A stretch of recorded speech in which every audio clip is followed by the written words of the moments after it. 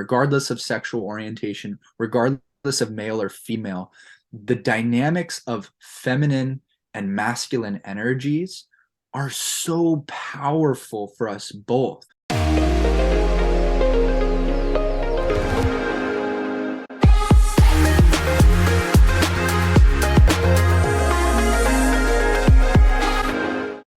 Hello, and welcome to Holistic Ambition, where we talk with visionary leaders about creating a career, relationships, and a life that is sustainable to your well-being, meaningful, and a lot of fun in the process. I'm your host, Stephanie Thoma, founder of Confident Introvert, Holistic Ambition, and today I'm so excited to introduce Nick Capolino. He is the wellness facilitator and mentor of the Blessed Brotherhood's men's group.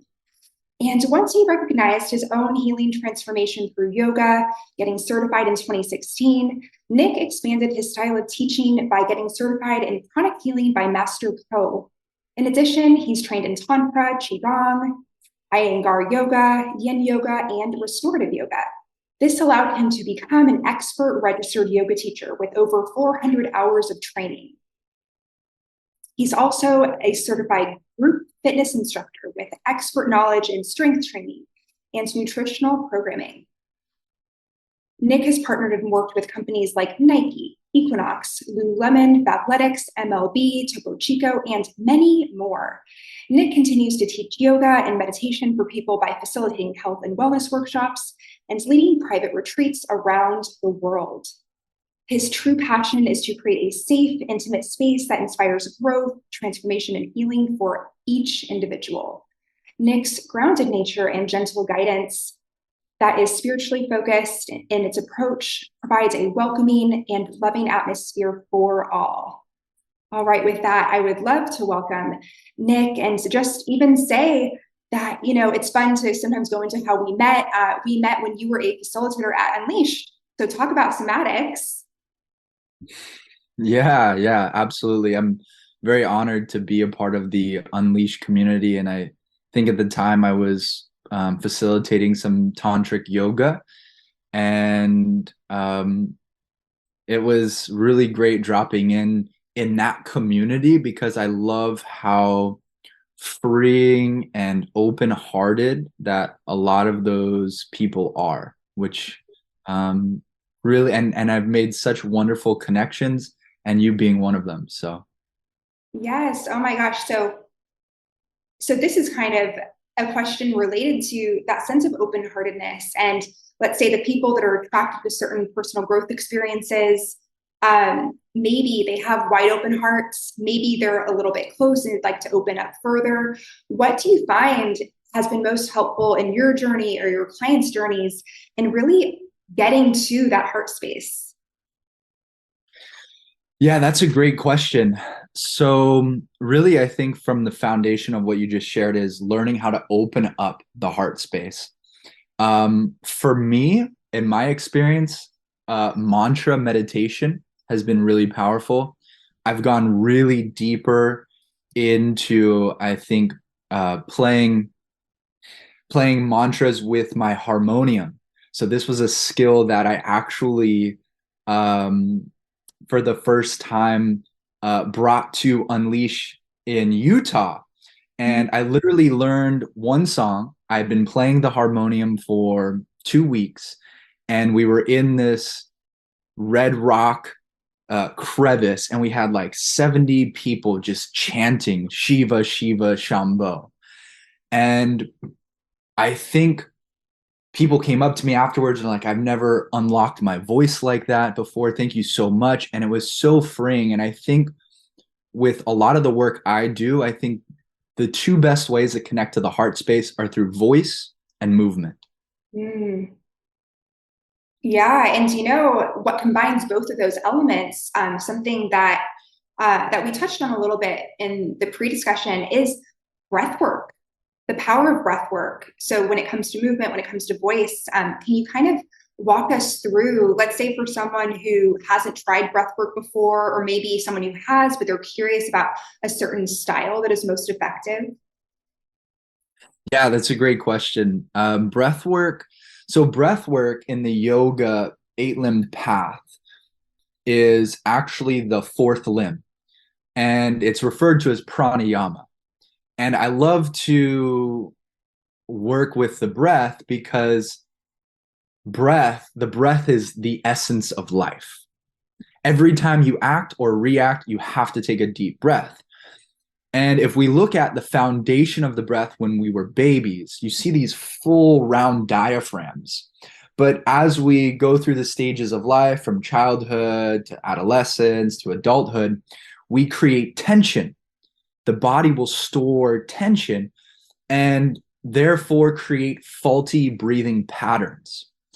And so breath work is a great opportunity to start to reprogram the natural state of our diaphragm.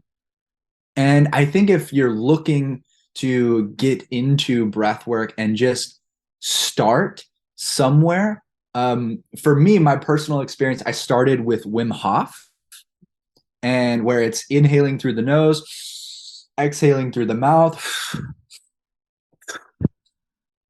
and kind of doing it to a point where you're focusing also on the breath retention. So you ideally could start with 3 rounds for 33 breaths. And at the end of each breath, and then you hold. And you start maybe 30 seconds. Second round, you'll go more for 45 seconds. And then the third round, you'll definitely increase to probably a full minute. And this is a great way to start to reprogram your diaphragm, increase your lung capacity.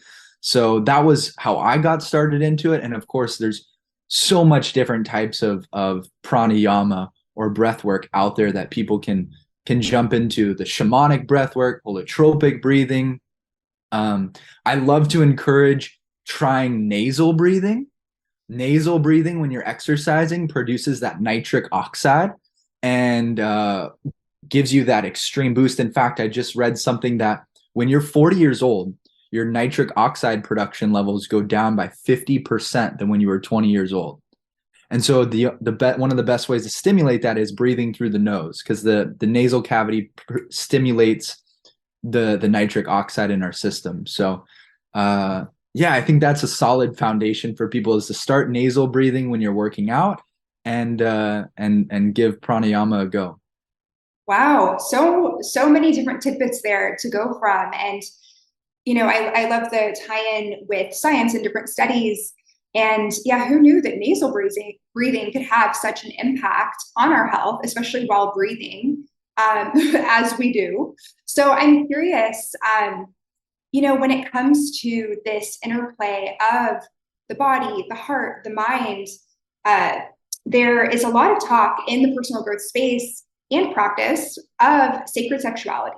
And what I'd love for us to be able to dive into for those that are watching, let's say that some people have heard the term and they're like, wait, maybe they're sexually active, maybe they're single and celibate, but they're curious about this. How would you describe it? And how would you suggest people begin to get involved in this sort of practice?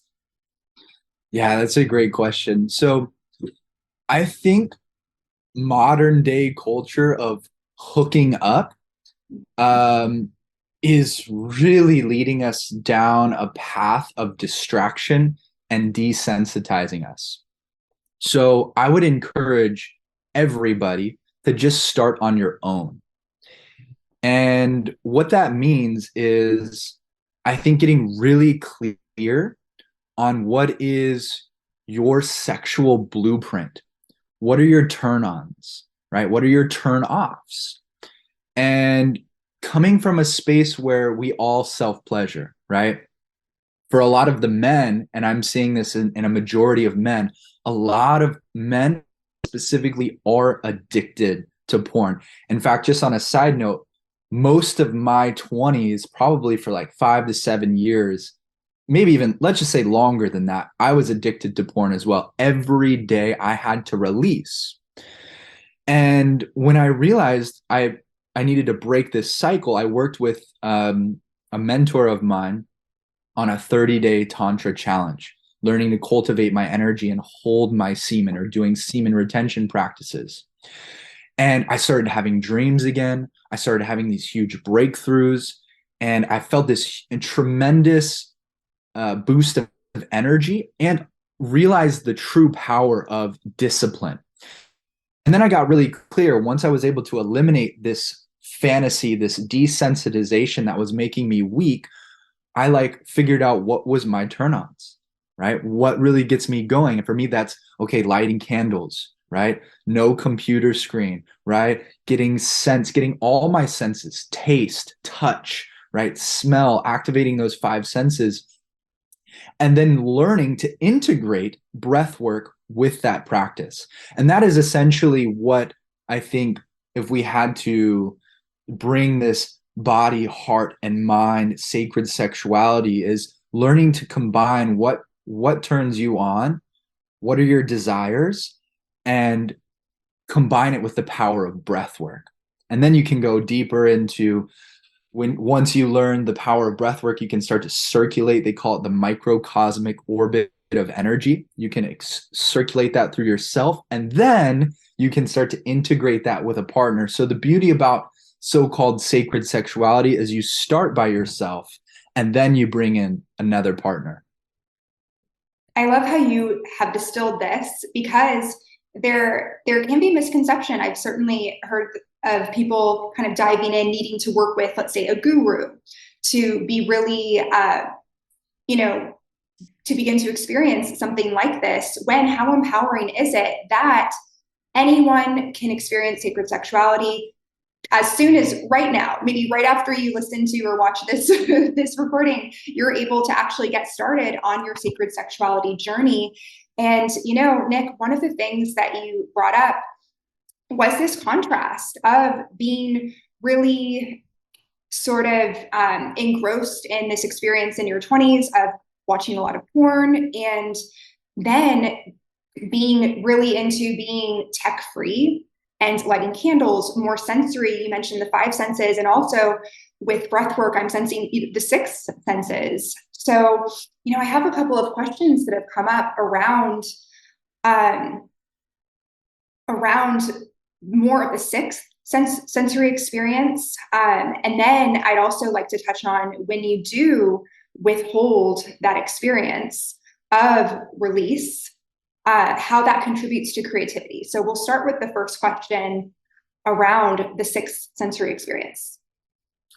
Yeah, that's a great question. The sixth sense. I love that we're already going into this transcendent approach to pleasure.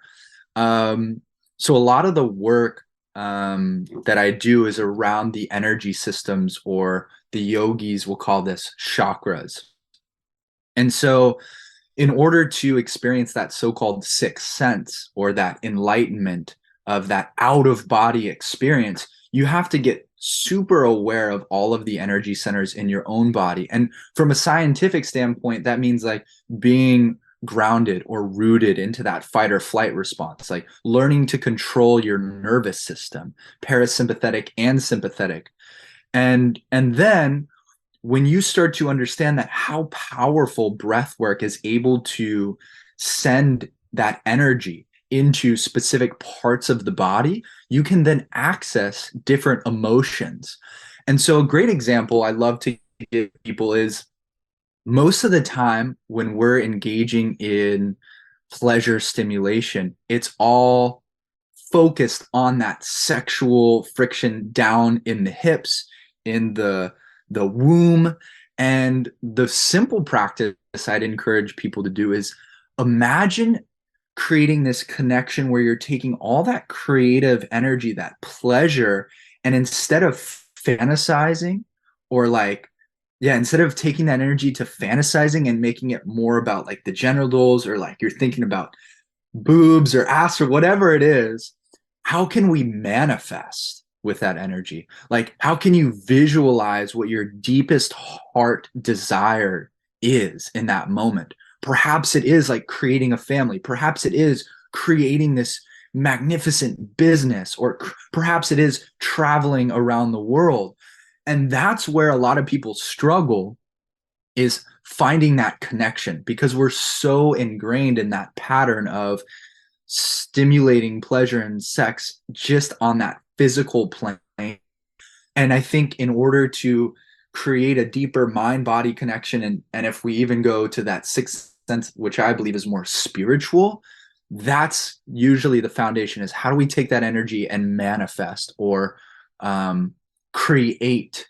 And I think that's a good transition into the second part question where you said is it actually just remind me again the question so I can kind of get back on track. Totally. Yeah. So it's a great segue. It has to do with creativity. And so it actually seems twofold here, where a couple of different ways to activate your creativity in terms of creation, manifestation, would be maybe abstaining from self-pleasure or engaging with pleasure play with other people for a period of time. But also there's a lot of power in the orgasm release experience. So I'd love for you to touch on both of those aspects.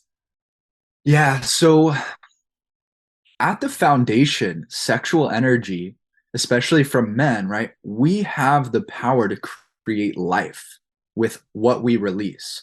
And there's so much power, there's so much nutrients and proteins and amino acids and vitamins in that essential life force that when we just give it away constantly, it's literally us giving away our life force. And so when men specifically begin to practice abstaining, not only is it a huge self-discipline, self-control. If you can learn to control your sexual desires, then anything is possible for you. And I think that's the foundation of it. But then when you combine the breathwork side of it, and you begin to cultivate these practices of that creative life force energy, where it's not being released in a fantasized or physical or sexual outlet, you begin to use that energy into, yeah, your business, into your hobbies.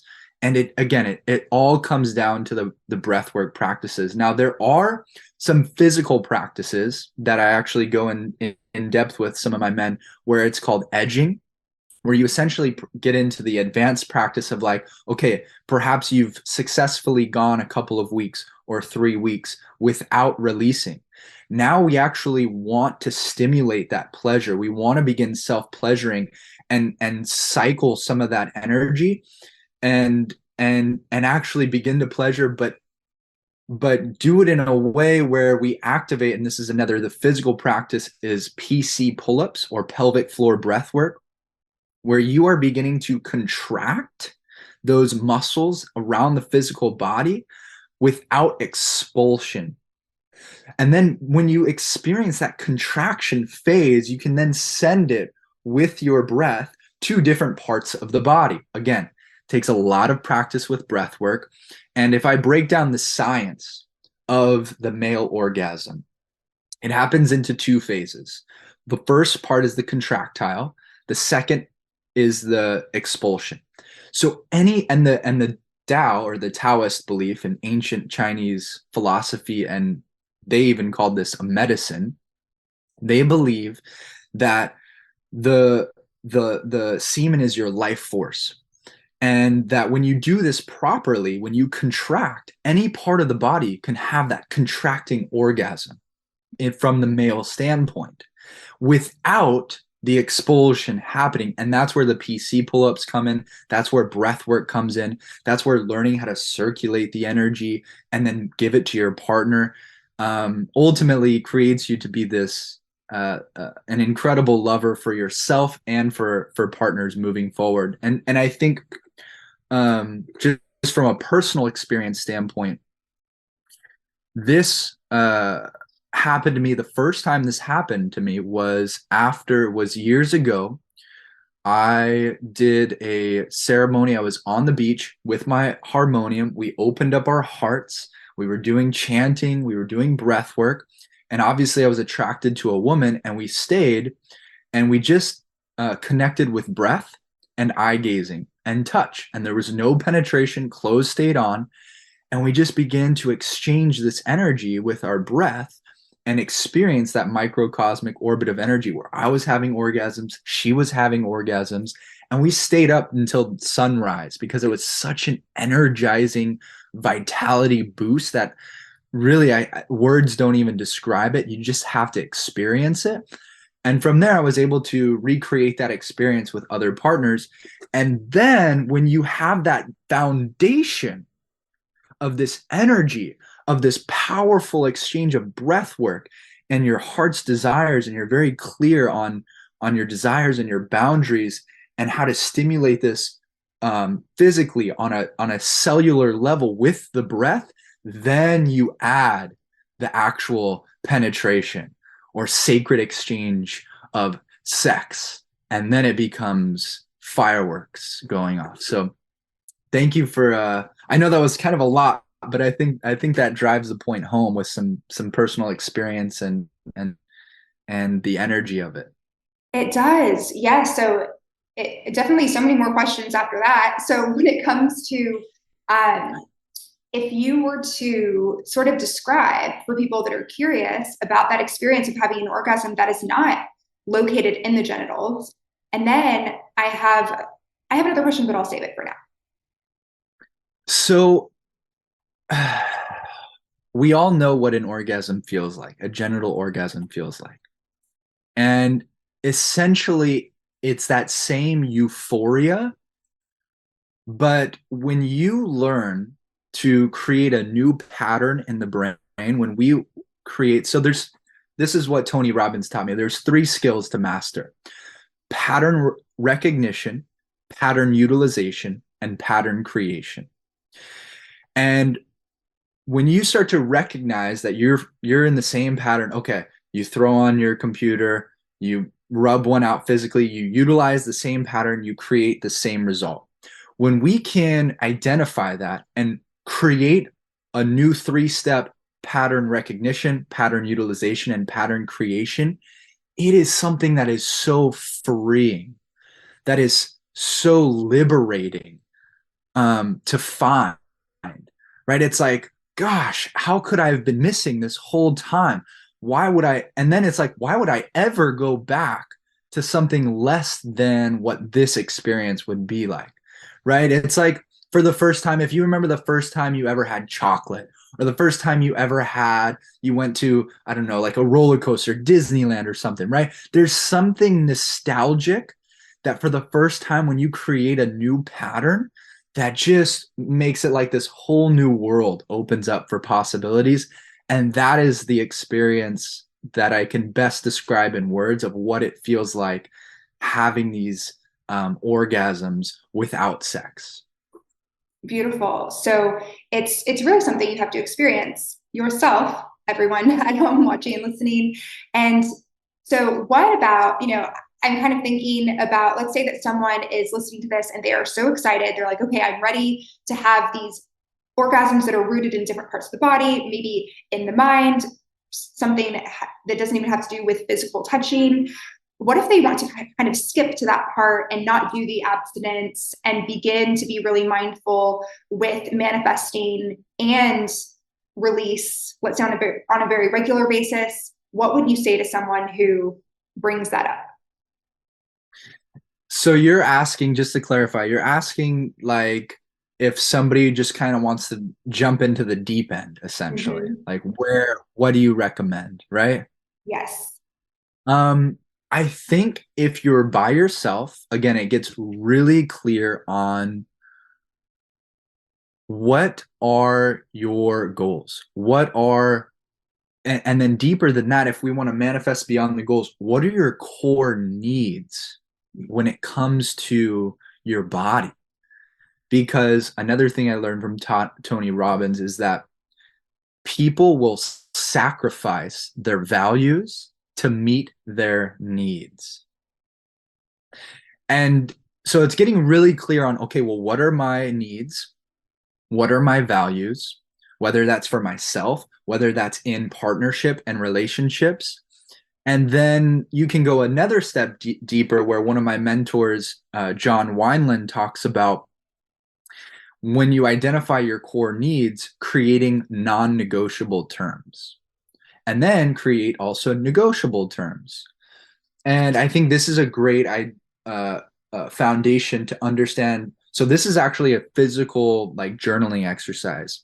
And the way you start is, okay, well, what are my core needs? And I'll give you an example. One of my core needs is devotional integrity. So my non-negotiable means that I need one partner. I need all my energy focused on one partner. Polyamory is not for me. Opening up that is not because I need relentless devotion from somebody. When I have that, that that is the deepest amount of intimacy that I can experience. Now, if you want to go deeper into core needs for yourself rather than when it comes to relationships, so one of my core needs for myself is this loving standpoint. My heart has to be in it. So just to rewind again from my past, when I was in a lot of womanizing tendencies, let's call it, I realized I was very disconnected from my heart. I realized that there was a lot of wounded relationship issues, a lot of wounded trauma that I was holding in my heart that I wasn't actually addressing when it came to finding my deepest core need, which was that devotion. So I was violating my values and core needs, womanizing, sleeping around, because every time a woman would sleep with me, they would open their heart. And I realized by them opening their heart, it was me like creating a cheat system, a cheat code of finding that heart opening experience without me doing the real work. And I think that is what I'm trying to get at is understanding what is for you, your needs and your values. What are your non-negotiables? What are your negotiable items if you're exploring relationship and partners? And then getting really clear on, again, what's going to bring, what does your heart desire most? And I think when we sit and do breath work, that's where we discover those answers. That's where we unlock it. I feel like I kind of got sidetracked a little there, Yeah, yeah. but yeah, on track here if we could. You definitely illustrated the value of starting at the beginning. And this certainly is not an invitation to cut corners and, oh, great, now that you know the techniques, just dive in with a partner that maybe even you had an experience with that was not sacred sexuality before, and you can change it overnight. It really does sound like it's about tuning in to yourself. And as you stated, you're understanding your values and your needs. And one nugget that you brought up from Tony Robbins was this whole idea that we sacrifice our values to meet our needs. So really putting yourself in a position to be empowered and define what your values are, what your needs are, so that they're not in conflict. And, you know, you also brought up having been in the wounded masculine. So there, when it comes to, there's certainly the divine masculine and there's the wounded masculine. So let's say for people who are listening that are male, how can they know if they are identifying with one or the other? And then for someone who may be in partnership with a male, how can they know that they're experiencing the wounded versus the divine masculine? Yeah. Wow. Wow. Okay, great. Thank you. I'm glad you brought up this topic. So first, I want to start from a higher level of consciousness and saying that everything has its divinity. And I think every part of ourselves has its woundedness, right? So we understand there's divine and there's wounded. Whether it's, part of me loves the divine masculine, part of me also calls it kind of like bullshit because everything has its divinity and also everything has its wounds. So I really like to refer it as potentially balanced masculine energy or balanced masculine energy or out of balance masculine energy, and same thing with balanced feminine energy, out of balance feminine energy. And I think for the men specifically, if we dive into masculinity or healthy masculinity versus wounded masculinity, it really comes down to having presence, purpose. And I think that, and if I expand on that one too, a lot of men don't know what their purpose is. Like I'll ask men, what is your purpose? My purpose is to help men activate their deepest heartfelt commitments to becoming better leaders and lovers. You can feel the clarity in my voice and in my body when I say that. When I ask men, well, what's your purpose? A lot of them don't know. And so that's the beginning, I think. And then when you ask, well, what does presence mean, right? How does a man have presence? And there's a simple energetic practice that you can do when you are practicing deep breath work. That's probably my favorite to do, is to connect to the energy of the earth, right? So a lot of us have heard of grounding, right? Going barefoot onto the beach, barefoot onto the grass. But for men, it goes deeper into connecting all of your strength, all of your energy into the earth, and then being able to penetrate the room or the building that you walk into with that same presence of being alive and relaxed. And this is where breath work is so powerful. This is where the mystics or the yogis have long known about this stuff already, is how do we find that superior control of our nervous system in an embodied space and bring that into relationships. And I think that is what most men are yearning for, but they just don't know how to start. And that's where somebody like myself comes in, where you find an expert in the breath work, in the yogic pathway, to give you the tools to start practicing this, to bring for yourself and for relationships. So many important points here. So, what I really hear you saying is that it's not about demonizing the wounded masculine or calling it toxic and discarding it as something that's bad and wrong. And then it's also not about looking at the divine masculine as this thing to be put on a pedestal and that is the only right way to be. I'm really hearing this call for integration of the shadow and the light, that, this is applicable to women identifying people as well, not making any part of you wrong. However, choosing to intentionally center into and act from a place that feels more divine. So I'm curious if you'd add anything to that. Yeah, absolutely. I think it's so great. So one of my mentors, and I think every man needs to look into, if you haven't already, David Data's work. And he describes the three stages of a man. And what we're talking about, so the first stage is very selfish, the second stage is transactional, and the third stage is like the elevated consciousness. And that's kind of what we're talking about, is this elevated consciousness of not the second stage right or wrong or good or bad, where we can start to embrace the wholeness, the soundness of every part, and find the divinity in the wounded parts and in the divine parts, right? And yes, if there's one thing that I want to be a part of too, it's understanding that, again, regardless of sexual orientation, regardless of male or female, the dynamics of feminine and masculine energies are so powerful for us both. So if I take it from a man's standpoint too, and if we break it down even deeper, so the priority of masculine energy is to achieve or feel freedom. And I'll never forget this, in Tony Robbins' Date with Destiny, he gets all the men to watch this like powerful Mel Gibson movie. I'm blanking on the title of it. The Scottish one, where everybody's like, yeah, and they're cheering for that.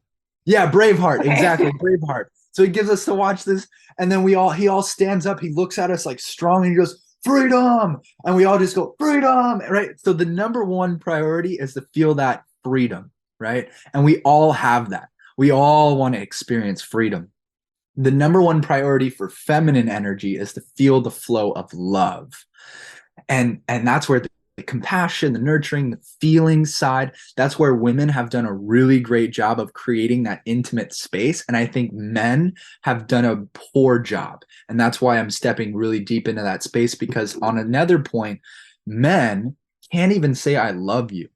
We have to say, I love you, bro, and like, punch him on the arm or something, right? We can't create this powerful, intimate male to male bonding experience. And that's kind of part of my mission in that as well. But getting back with the feminine and masculine energies, men experience feminine energies when we listen to our favorite music, when we drink beer, when we're with a woman who's feminine, right? When they're dancing, right? When we're in nature, there's something very powerful. We can all agree, when you just look at a sunset or sunrise and you're just like, wow, you can feel this deep, loving awareness. That is feminine energy.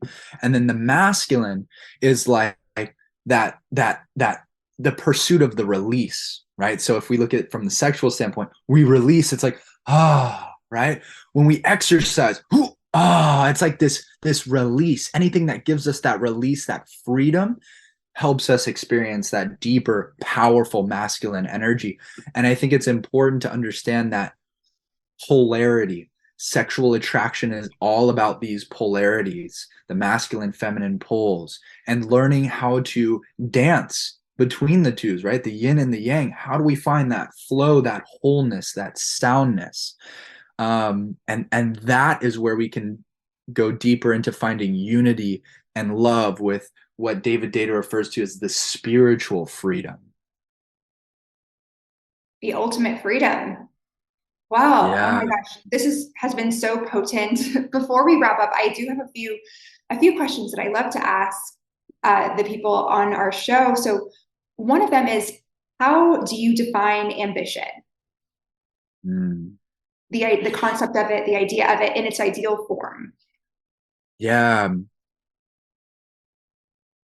I think for me, ambition is continuing to pursue what you love and are passionate about, even when you don't see short term results.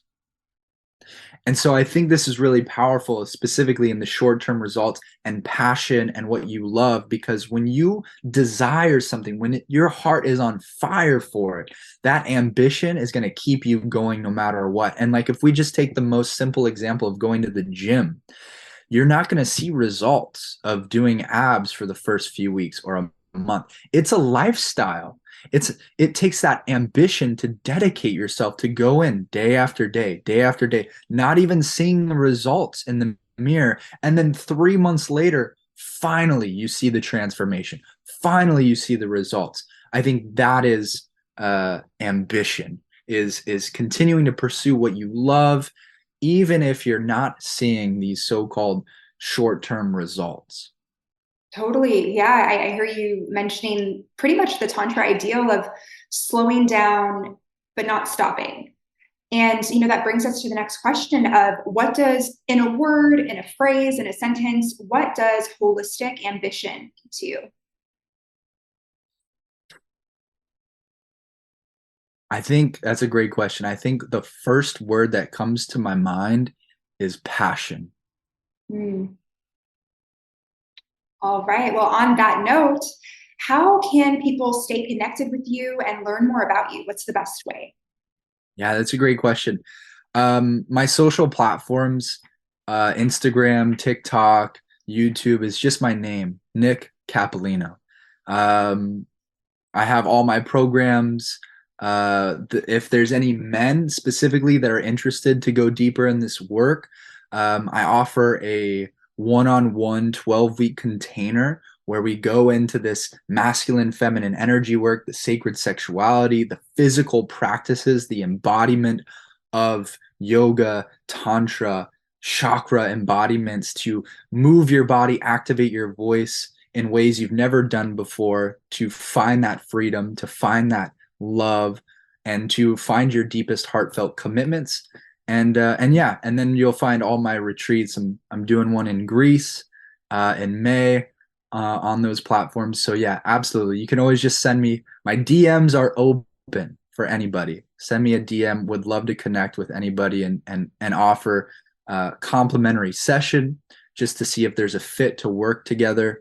Complimentary to join my online men's group that I host every Sunday with the Blessed Brotherhood. And yeah, thank you so much for having me on the show. Thank you for being here, Nick. And what a generous series of offerings. I hope that everyone listening who feels a pull, particularly those men that are integrating that divine masculine energy within themselves, go ahead and take a look at Nick's Instagram, take a look at the very generous offerings of a free session if you feel called to this work. And so I'd like to thank Nick for being here, and thank you for watching, and consider this your invitation to subscribe to be the first to know of the next Holistic Ambition speaker in the series. Wishing you a wonderful, beautiful day. Until next time.